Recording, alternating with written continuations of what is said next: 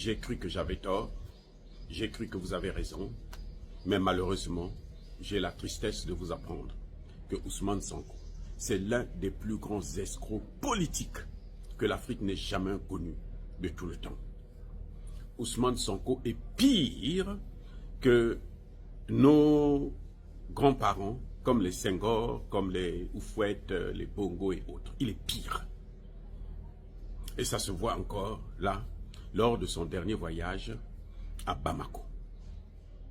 Ousmane Sonko est venu au Mali pour nous faire comprendre que nous ne devrons pas agir par émotion, nous devons agir par raison. Parce que, en ce qui le concerne, en ce qui concerne la CEDEAO et l'AES dans cette crise, en ce qui concerne le panafricanisme, nous agissons par émotion. Et ça, c'est grave. Ça ne vous rappelle pas quelque chose? Ça ne vous rappelle pas une phrase? L'émotion est nègre, la raison est hellène. Qui disait ça?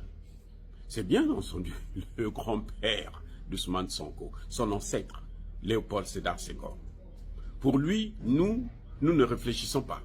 Nous, ce sont les émotions qui nous animent. Et vous voyez combien d'années séparent Senghor et Sonko? Combien d'années? Et lui, il reprend les mêmes thèses. Nous agissions par émotion et nous devons arrêter ça. Si nous voulons le comprendre, parce qu'il est trop intelligent pour être le plus nul parmi les hommes politiques africains de ce moment. Les Paul Kagame agissent parce que eux, ils se sont empêtrés dans des histoires de génocide au Rwanda et que s'il ne fait pas ce que les Occidentaux lui demandent, eh bien, sa vie est terminée. Mais lui, il doit quoi à la France? Il doit quoi aux États-Unis? Il doit quoi à l'Union européenne? Il doit quoi à la Grande-Bretagne? Rien. Mais il va se jeter quand même, les mains et les bras liés. Eh oui, c'est là où pour lui, il devient plus dangereux. Tshisekedi a eu le pouvoir là, son premier pouvoir là. Ce sont les Français, les Américains qui lui ont donné ce pouvoir. Il est obligé de faire avec. Il est obligé de leur donner tout ce que eux ils demandent. Voilà pourquoi l'Est est en train d'être balkanisé. Mais lui, ce sont les Sénégalais, c'est la jeunesse sénégalaise qui s'est levée pour lui donner le pouvoir. Et voilà ce qu'il en fait. Quand il dit que n'agissez pas par émotion, qui agit par émotion? C'est qui?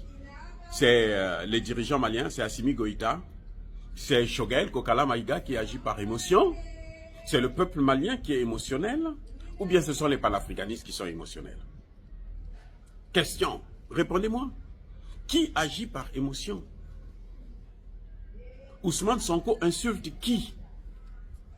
Vous voyez que quand tu te retournes, quand vous vous posez cette question, vous vous rendez compte que en fait celui qui agit par émotion c'est lui.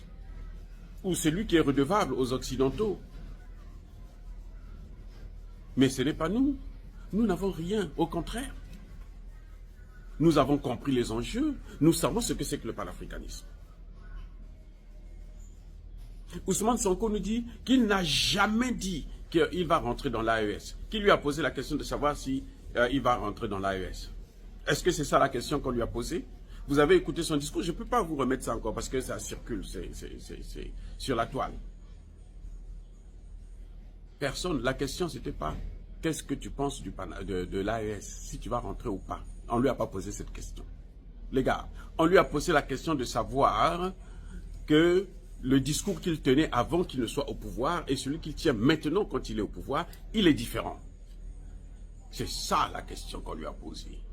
Est-ce qu'il est toujours panafricaniste ou pas? D'ailleurs, il ne l'a jamais été. Moi, je vous l'ai déjà dit à plusieurs reprises. On veut forcer quelqu'un d'être ce qu'il n'est pas, d'être ce que lui-même il ne revendique pas. Ousmane Sonko n'a jamais revendiqué qu'il est panafricaniste. Jamais. Ce sont les Occidentaux, les Français, comme pour nous diviser encore une fois de plus, qui le traitent de panafricaniste de gauche et on dit les autres sont des panafricanistes de droite ou extrémistes ou je ne sais pas quoi que ce soit. Mais Ousmane Sonko lui-même n'a jamais déclaré ça. Donc la question, Ousmane Sonko a été hors sujet. Je dis bien hors sujet. Ousmane Sonko n'a même pas prononcé le mot CEDEAO. Même pas. Il n'a rien dit sur la CEDEAO. Aucun mot sur la CEDEAO. Il a parlé de la CEDEAO, mais il n'a pas prononcé le mot CEDEAO. Voilà comment il est hypocrite. Parce qu'il sait que le mot seulement CEDEAO, ça donne de la migraine aux gens. Donc, qu'est-ce qu'il fait? Il se dit, moi je ne prononce pas le mot, mais je parle quand même des faits. Je parle quand même de la CEDEAO, sans prononcer le mot CEDEAO. Écoutez-le bien, les gars. Ousmane Sonko ne vous a jamais rappelé que lui, il est le Premier ministre du Sénégal. Il parle d'un gouvernement. Il veut mettre la responsabilité de ses actions, de sa pensée, sur tout un gouvernement et sur le président Bassirou Diomaye Faye. Oui, c'est vrai qu'ils sont les mêmes. Mais lui doit prendre ses responsabilités. Il veut s'engager. Il a plus parlé. Il a prononcé le mot président du PASTEF. Membre de l'opposition. Au moins 5 fois. Comptez vous-même. Mais il n'a jamais dit, je suis Premier ministre. En tant que Premier ministre, je prends telle position. Non. En tant que Premier ministre, je fais ceci. Ousmane Sonko ne l'a pas fait. C'est ça l'hypocrisie. C'est ça la démagogie. C'est ça la manipulation. Parce qu'il n'est pas honnête. Parce que c'est un menteur. L'empire du mensonge vient de naître au Sénégal. Ousmane Sonko dit, je respecte la souveraineté. Le Mali peut penser rester dans sa position dans l'AES, comme il peut repartir dans la CEDEAO, sa position. Il dit bien, je comprendrai cette position. Ça veut dire que Ousmane Sonko vient, il l'a dit avant son départ, il a dit quelques jours avant, qu'on ne peut pas continuer à diviser ce pays. On ne peut pas continuer à diviser ce pays. C'est nos institutions. L'Union européenne, ils se sont fait la guerre. Et puis après, ils se sont réunis. Est-ce que nous, on est allé faire la guerre ailleurs? Est-ce que nous, on dépend des matières premières de l'Union européenne? C'est-à-dire que quand on parle de la réconciliation, quand on parle de la sauvegarde, on ne peut pas comparer les choses. Vous avez des problèmes avec votre femme, l'autre voisin a des problèmes avec sa femme, ça ne veut pas dire que les mêmes problèmes sont les mêmes, vous avez les mêmes problèmes. Non. Il a ses problèmes avec sa femme, parce que sa femme peut-être ne lui a pas servi à manger, parce que lui, il est sorti, il est rentré tard, parce que l'autre, il a trompé sa femme, parce que ceci, parce que cela. Donc, les causes ne sont pas les mêmes. L'Union européenne ne peut que se réunir parce qu'ils savent que s'ils vont séparément, ils ne peuvent pas dominer l'Afrique. Qu'est-ce que les Français sont en train de dire là? Qu'est-ce que les Français sont en train de faire maintenant? Ils sont en train de dire que nous devons aller tous, Union européenne, attaquer l'Afrique. Donc, eux, ils ne peuvent que s'unir, parce qu'ils savent que s'ils ne sont pas unis, ils ne peuvent pas atteindre les objectifs qui sont les leurs. Mais nous, on n'a pas les mêmes problèmes. Donc, nous, notre problème à nous, justement, c'est la présence occidentale. Le Premier ministre, son collègue Premier ministre Choguel, qui était à côté de lui, l'a rappelé encore il y a une semaine. Pendant que Ousmane Sonko rappelait qu'il faut que ces pays-là reviennent dans la CEDEAO, parce qu'on ne peut pas continuer à détruire la CEDEAO, notre institution, c'est l'institution la plus grande, la plus stable. Lui trouve que c'est la meilleure institution qui existe en Afrique, notamment en Afrique de l'Ouest. Mais Choguel Kokala Maïga est en train de nous rappeler, mais vous savez, vous allez à la CEDEAO, il y a des généraux, des colonels français, américains, et européens et autres qui ont des bureaux au sein même de la CEDEAO. Vous vous souvenez de cette image que le Premier ministre a rappelé. Cette image où on est en train de voir une dame en train de punir le président de la CEDEAO, en train de lui faire des remontrances en public. Elle a levé le doigt pour dire si tu continues, on va te torturer, on va t'écraser.